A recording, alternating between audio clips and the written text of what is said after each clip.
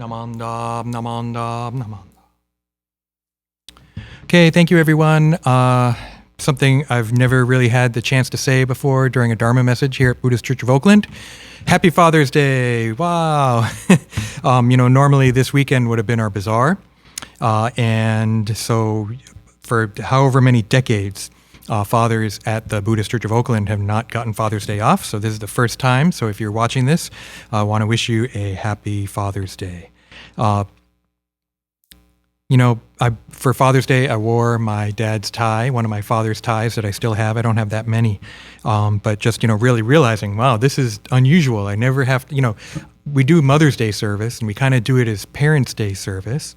But to be able to do kind of focus on fathers is kind of interesting. It feels kind of strange, not to have been here already for going on 12 hours since being here at 6 in the morning for Bazaar, and looking forward to even earlier tomorrow morning is the norm on this weekend. And so that feels a little strange not to be doing that, and it feels a little strange to be wishing you Happy Father's Day. But these are strange times. There's a lot of strange things going on, and so it's okay. We'll wing it. I was thinking about Buddhism and Father's Day and parents and family, and different schools have different understandings of this issue, this relationship. But I think one of the neat things about Shinran's teachings is that he allows for the importance of connections. He allows for the importance of relationships. And there's kind of two levels. Last week I did record a Dharma message, and I know some of you have seen it, but the email got messed up. So many people didn't know that there was a Dharma message recorded for last week. So it's the same passage, or maybe it wasn't last week. No, it was for Ashotsky, I'm sorry, from Tani Sho. And the passage where Shinran talks about all beings have been my mother, father, brother, sister, right? Through countless existences. And so but later on in the message, he also says that when we die and go to the Pure Land, we instantly come back to help first those with whom we have close karmic relations. And so I think in Shinran's thinking, there's these kind of two levels of connection. One is we do have certain people that we have these mysterious connections with, inconceivable connections with, close karmic relations. Right? And so there are people, whether it's my family or friends, certain people you've known in your life, teachers maybe, that there are these special people where this kind of special relationship that's so meaningful, right? And so I think that Shinran acknowledges that and recognizes that. But then also the Mahayana Buddhist idea of all beings, right? That we're actually all connected.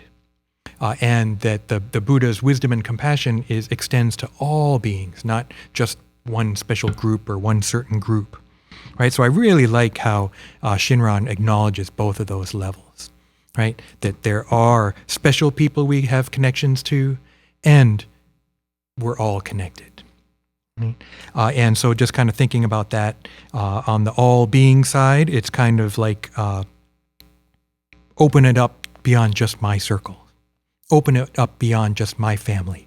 Open it beyond just people of my race. Open it up beyond people of my nationality, right? And that it's, I think, so rewarding to know people outside of what you're comfortable with, outside of what you're used to. Right? And so that's why travel is great, which we can't do right now. And, many people actually don't travel, which is fine. I'm not a huge fan, but maybe because I've traveled a lot throughout my life, mostly to Japan, but that being able to go to different places and kind of get bumped out of your comfort zone a little bit, and maybe even have to depend on someone you don't know for help, for directions or whatever, right? And that's actually a good thing. And we need more of that. And we need more connections with people different than us. Right? But then on the connection side too, right? To really reflect on our relationships. And so it's meaningful for me to wear my dad's necktie. He's been gone 18 years, almost 19 years now. And to think about that relationship, if your father is still alive too, right? To think about life from his perspective. Think about what he's gone through. Maybe you can even ask questions or try and get them going. It's hard sometimes because a lot of us don't want to talk about stuff, right? Or it's hard to know what to ask to get them going. But if you can get your father to talk about something in his life, or something he's interested in, or a lot of times when a family member starts talking, it's like, yeah, we heard that one before, whatever, what are you going to go on about now, right? Is kind of, I think, often our normal mode. But on maybe a special day like this, if Dad wants to talk about something, let him. Maybe even listen, right? Focus on what he's saying. Ask questions. Try to learn about your dad. I can't do that anymore. My dad's long gone now. And there's stuff now I wish I could ask him about my own family. He's kind of one of the last ones of his side of the family too. And so to take advantage of those opportunities, to have this appreciation, right? Don't do it because I'm telling you to do it, right? Gratitude isn't something you should have gratitude, I don't think. I mean, yeah, in a way, we should have gratitude and appreciation. But being told that almost makes us not want to do it. Right? Instead, wow, open your eyes, open up your vision and your awareness of this person, right? Listen, really listen to what they're saying, to their experiences and memories, right? And to see something from another perspective, I think is really, really valuable too. And so I just wanted to give this brief message. If you haven't listened to the talk from last week, I'm trying to talk about Buddhist values.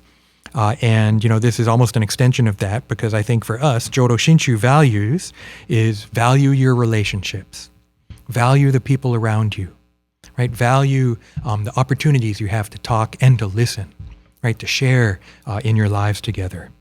And that this reflection, appreciation, seeing through other people's eyes, opening up and having new experiences, all these to me are Jodo Shinshu values that we can use to understand our Buddhist life better. Okay, so thank you very much. Happy Father's Day, fathers out there. I'm thinking about my dad, so even if you are a father, think about your father. If your father's not in your life, that can be really hard. I understand that. Although I was very lucky throughout, the first third of my life now, 3/5 of my life, 30 years, I had my dad in my life. I realize now how much I took him for granted, and wish that I hadn't, wish that I could make that up somehow. But, this opportunity of Father's Day is really, really, I think, a special one, wonderful one. So please take advantage of it. Okay? Thank you very much. Again, we're doing the services. We're going to try to get the email sorted out. But in the meantime, go back and listen to the other Dharma message if you get a chance. And we will see you again soon. Thank you. Namo Amida Butsu. Namo Amida Butsu. Namo Amida Butsu. Namanda. Namanda.